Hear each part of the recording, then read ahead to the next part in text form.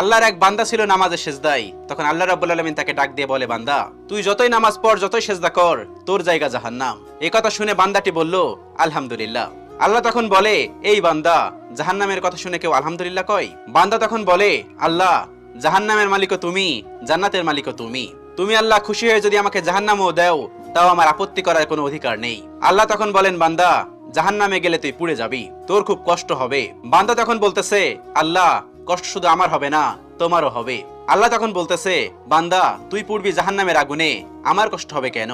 বান্দা তখন বলে, আল্লাহ, কোনো মায়ের কোল থেকে যদি কোনো বাচ্চা পানিতে পড়ে যায়, তাহলে কোনো মাই দূরে দাঁড়িয়ে থাকতে পারে না, দৌড়ে গিয়ে বাচ্চাকে কোলে নেয়।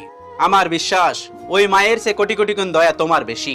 আমাকে জাহান্নাম দিলে তুমিও আল্লাহ শান্তি পাবে না। আল্লাহ তখন বলে, বান্দা, এই দলিল তুই কই পাইলি? বান্দা তখন বলে, আল্লাহ, আমাদের জাতির পিতা ইব্রাহিম আলাইহিস সালাম তোমার প্রেম মুখে নিয়ে যখন নমরুদের আগুনে পড়ে গেল, তার আগেই তুমি বলে দিলে